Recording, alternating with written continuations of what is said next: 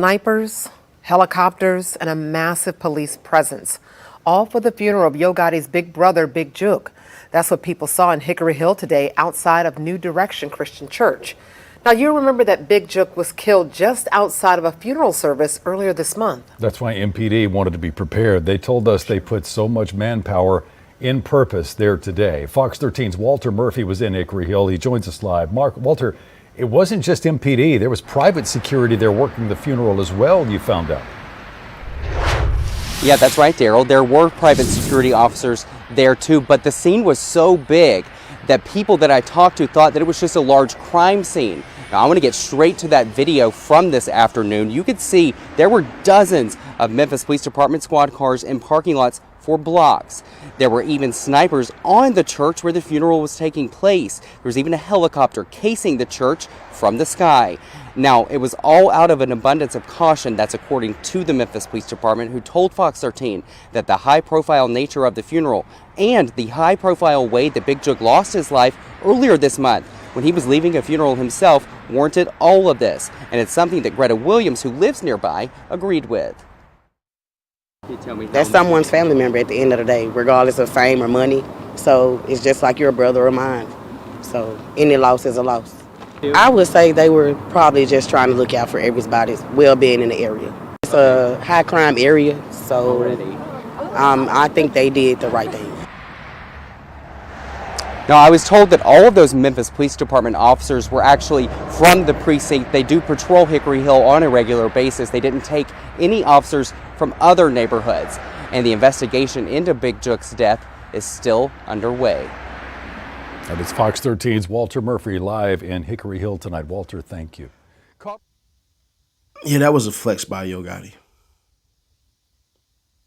That was a flex to Yo Gotti to tell the city, y'all can't touch me even if y'all wanted to. And then it's sad, too. Because how is your younger brother smarter than you? It's not as though Big Jook couldn't have security with him. I'm not even going to believe that. It's not as though Big Jook couldn't have that same type of impact on the city that, hey, Big Jook is here, bruh. Let's make sure we on our stuff. It's not as though Big Jook ain't have an impact because, bruh, look at how they came for him. But it says something to the city when Yo Gotti say, the same city that took my brother out, we gonna sit up here and have this semi-public funeral. I told you I was gonna be public. Niggas was gonna know. All that, oh, it's gonna be privatized, stuff like that. Is anybody gonna say, setting that shit, you were right? No, they're not gonna do that. Okay. All right, cool. But either way that go, bro. This was nothing but a flex. Big flex. Why though? Because if Yo Gotti would have did it any other way, niggas would have called him all type of stuff. Now, there are people who don't understand this. You can 100% hire police officers. I don't know if you people don't know this, your money ain't long enough, or you just ain't Googled it. You 100% can hire a police escort because you can do it at funerals.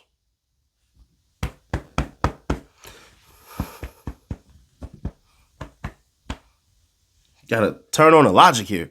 Bruh, the police are for hire. I hope you niggas know this.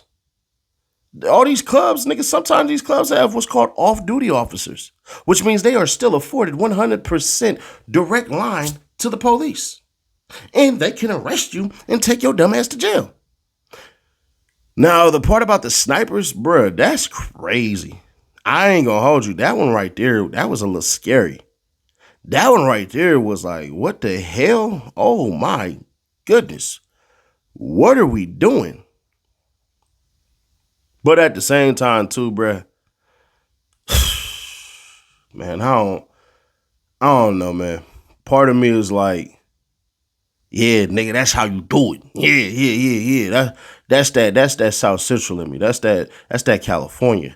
That's that born and bred in Sacramento in me. That's that, this how. But another part of me is like, damn, cuz, why wasn't your brother smarter? Because when Gotti was at the funeral with their uncle that passed, Gotti had security with him inside of the damn church. Like two big ass dudes with him. Jook, what the I don't know, bro. Part of me is like, Big Jook shouldn't be dead because he should operate way better. But another part of me is like, nigga, you had nothing to prove, bro. You was headed towards your 50s. Do you know how hard that is to do? With a nigga with his story, where his mama talking about basically, nigga, that was her hustler? Like, bro, come on, bro. That's crazy to me, man. It's just a sad story all the way around, man. All the way around.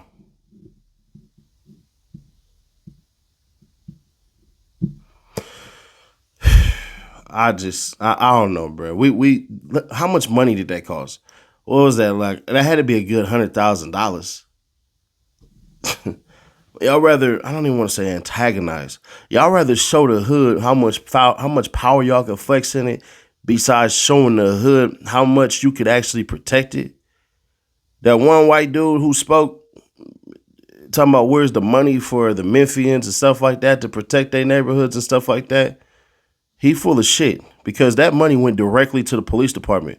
The governor allocated $50 million for the hoods and told the police to disperse it. You don't believe me? Go look it up. That's where the money went. But bruh, the sad part about this shit is that it really didn't have to be this way. Y'all should be able to get along even though you're disagreeable. Y'all should be able to take a diss song and be like, it ain't nothing but words, bruh. It ain't nothing but this.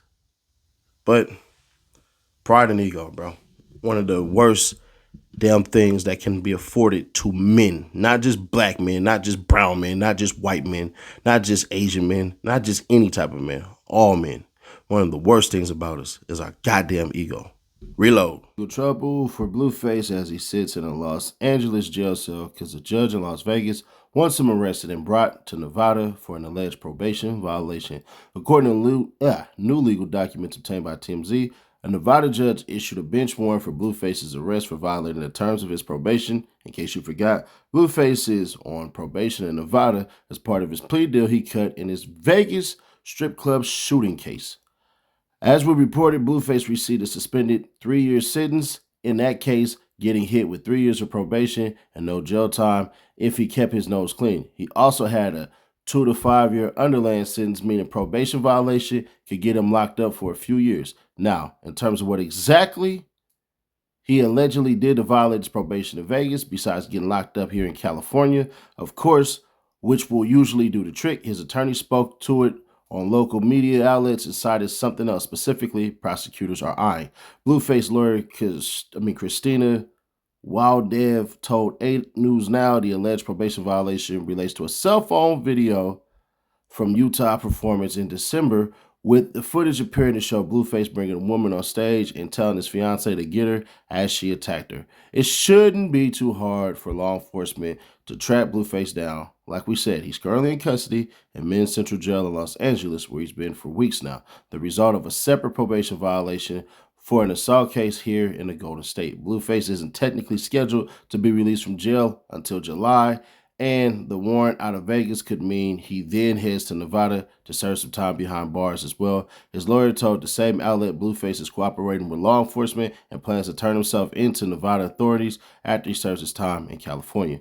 Blueface allegedly got a warning from the Las Vegas judge. She repeatedly told him she wouldn't hesitate to throw him in prison on any kind of probation violation, and now he's being accused of having one. If things don't shake out in his favor, he might not be home for a while. Sorry, Krishan. Now, if you didn't think Blueface was going to jail after what he did, bruh, I don't know what planet you living on.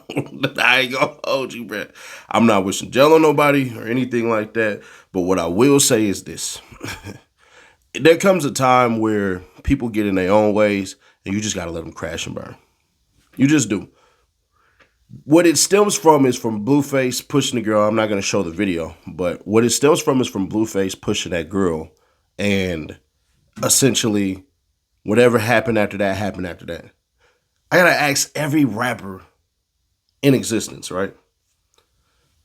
What's the reason for y'all security? For y'all to take care of the problems? Or for the security to take care of the problems? Because, bruh, that right there was massively unnecessary.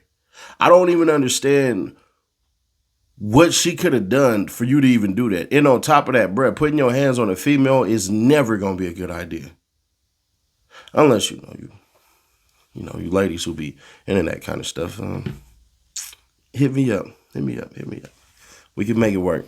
But either way that go, Blueface doing that is 100% one of the dumbest things he could do. And on top of that, he's going to be in jail for a couple of years after that. This might very well be the end of Blueface. In 3 years, do we expect that sound to be anything? In 3 years, do we expect Blueface to get out and we holler, oh man, he was a real nigga, he did his thing and all that stuff? In 3 years, when that little baby grow up and all he can see is, Dad. Where's Dad? I don't know where Dad is. Dad. Where? So you got all that going on. Blueface reminds me of a spoiled child. He 100% to me has spoiled child syndrome. Hey, can he fight? Cool. And who can't? What does that mean? Is he entertaining? Absolutely. But what does that mean? All of these things and these accolades that he's been attributed does not matter. Because now, once you get out, I think Cuz is getting out in like August or whatever, they already have a warrant. What's going to happen is he's going to get released. And then that little state, about 3 hours away, going to have two guys in some nice little polos. And they're going to have some guns on them. They're going to have these tacky ass jeans and these black shoes. And they're going to say, thank you. And Blueface is going to say, for what? And they're going to say, we're not talking to you. We're talking to the sheriffs right here. Thank you to them because, Jonathan, you are coming with us. And that's what's going to happen. Or, even worse, they might decide to say, you know what? Go ahead, you can go. And as soon as he get outside, hey, Jonathan, come with us. That might even be worse, bro. I don't know. Me personally, I would rather not see the people and think I'm getting out and all this stuff and everything like that and believe 100% that I'm getting out. And as soon as I step foot on that ground and I'm like, oh, shit. Oh, oops. Oopsie daisy. Yeah, bro, this is one of the dumbest things that I've seen in a while because normally on probation, you're supposed to wisen up. You get to make all type of excuses, bro. Part of the reason why I didn't get involved in a lot of BS is because during my childhood, I was always on probation. 11 years old probation, 13 years old probation, 15 on probation all the way up until I was 18 and a half. Well, no, that's a lie. That's a big ass lie. That's a big lie. 2 months after my birthday, because I'm a July baby, and that probation came, it was dismissed. It's at 3 years probation, and that was, I did 2 months. So, would that have been August or September? Either way it go. Yeah, bro. This is one of those stupid ass people. One of them dumb idiots. One of them morons. One of the people that you gotta look at and you gotta go, bro, you had it. You were a football player. You had a scholarship for a football team, and you squandered that because you have spoiled child behavior. I'm telling you, all look into us. Look at spoiled children behavior.